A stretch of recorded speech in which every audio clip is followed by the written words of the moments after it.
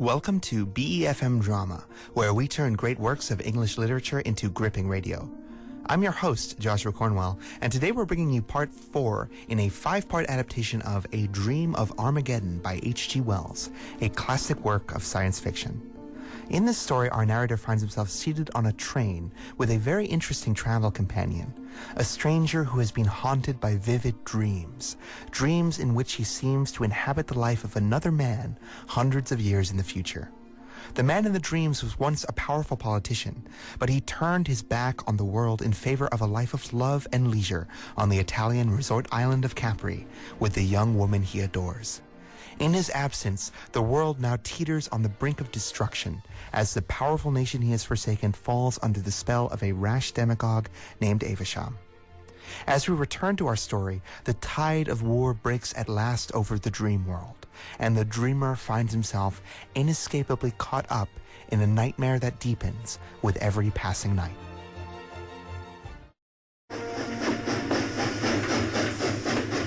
The man with the white face paused. I glanced at him, and his face was intent on the floor of the carriage.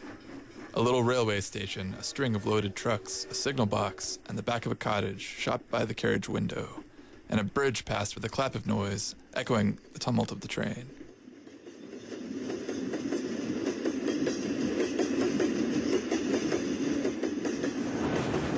No one living, knew what war was. No one could imagine with all these new inventions what horror war might bring.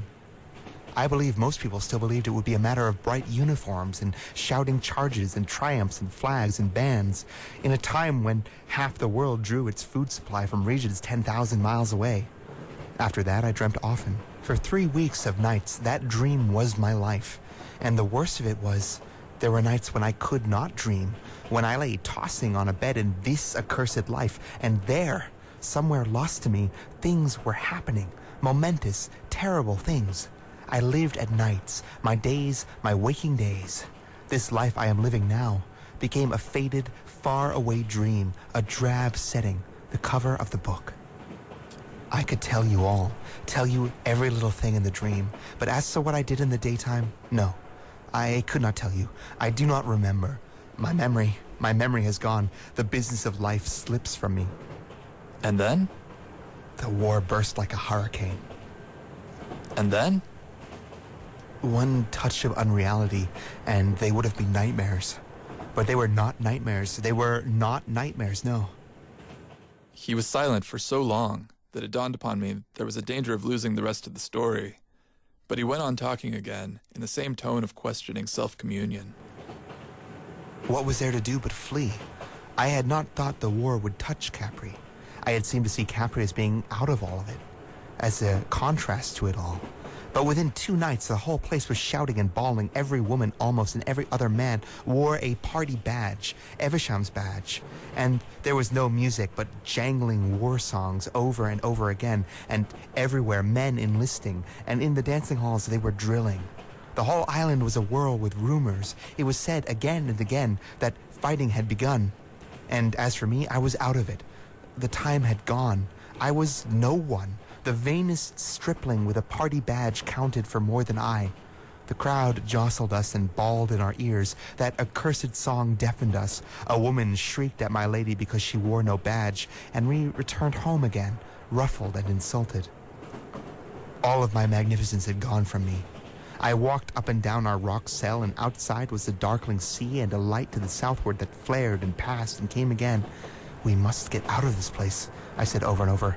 I have made my choice, and I will have no hand in these troubles. I will have nothing of this war. We have taken our lives out of all these things. This is no refuge for us. Let us go. And the next day, we were already in flight from the war that covered the world. And all the rest was flight. All the rest was flight. How much was there of it? How many days? His face was white and drawn, and his hands were clenched. He took no heed of my curiosity. I tried to draw him back to his story with questions. Where did you go? When? When you left Capri. Southwest. We went in a boat. But I should have thought an aeroplane. They had been seized. I questioned him no more. Presently, I thought he was beginning again. He broke out in an argumentative monotone. But why should it be? If indeed this battle, this slaughter and stress is life, why have we this craving for pleasure and beauty? If there is no refuge, if there is no place of peace, and if all our dreams of quiet places are a folly and a snare, why have we such dreams? Surely it was no ignoble craving, no base intentions that had brought us to this. It was love that had isolated us. Love had come to me with her eyes and robed in her beauty, more glorious than all else in life, in the very shape and color of life, and summoned me away. I had silenced all the voices. I had answered all the questions. I had come to her, and suddenly there was nothing but war and death. After all, it could have been only a dream. A dream? When even now? For the first time, he became animated. A faint flush crept into his cheek. He raised his open hand and clenched it, and dropped it to his knee. He spoke, looking away from me, and for all the rest of the time, he looked away. We are but phantoms, and the phantoms of phantoms, desires like cloud shadows and wills of straw that eddy in the wind. The days pass, use and want carry us through as a train carries the shadow of its lights. So be it. But one thing is real and certain. One thing is no dream stuff, but eternal and enduring. It is the center of my life, and all other things about it are subordinate or altogether vain. I loved her, that woman of a dream, and she and I are dead together. A dream. How can it be a dream when it drenched a living life with unappeasable sorrow, when it makes all that I have lived for and cared for worthless and unmeaning? Until that very moment when she was killed, I believed we still had a chance of getting away. All through the night and morning that we sailed across the sea from Capri to Salerno, we talked of escape. We were full of hope, and it clung about us to the end. Hope for the life together we should lead out of it all, out of the battle and the struggle, the wild and empty passions, the empty, arbitrary thou shalt and thou shalt not of the world. We were uplifted, as though our quest was a holy thing, as though love for one another was a mission.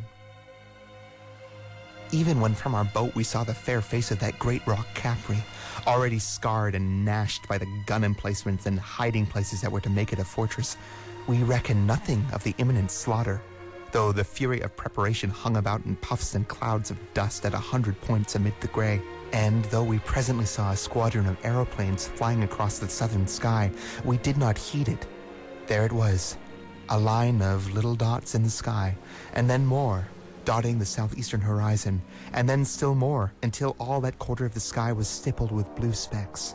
Now they were all like little thin strokes of blue, and now one and now a multitude would heel and catch the sun and become short flashes of light. They came rising and falling and growing larger, like some huge flight of gulls or rooks, or such like birds moving with a marvelous uniformity. And ever as they drew nearer, they spread over a greater width of sky. The southward wing flung itself in arrow-headed cloud athwart the sun, and then suddenly they swept around to the eastward and streamed eastward, growing smaller and clearer again until they vanished from the sky.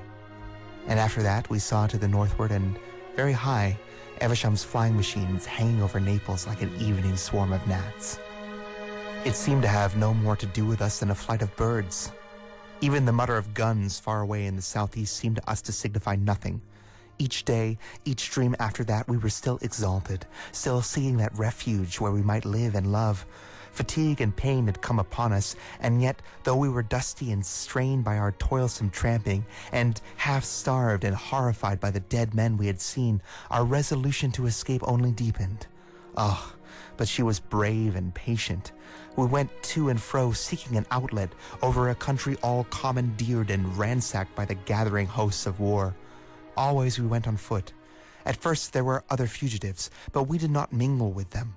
Some escaped northward. Many gave themselves into the hands of the soldiery and were sent northward.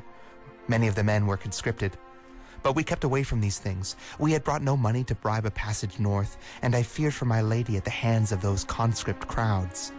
We had landed at Salerno, and we had been turned back from Cava, and we had tried to cross towards Taranto by a pass over Mount Alberno, but we had been driven back for want of food, and so we had come down among the marshes by Festum, where these great temples stood alone.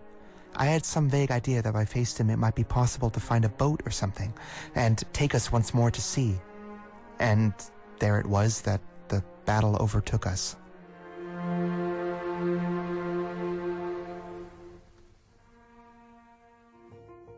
What will become of the man who has haunted the dreams of our poor dreamer? The man who thought to forsake his duty to the world in favor of his private love? How will this strange and terrible dream come to an end? And how will it leave our dreamer? Find out tomorrow evening in the final episode of our adaptation of A Dream of Armageddon here on BeFM Drama.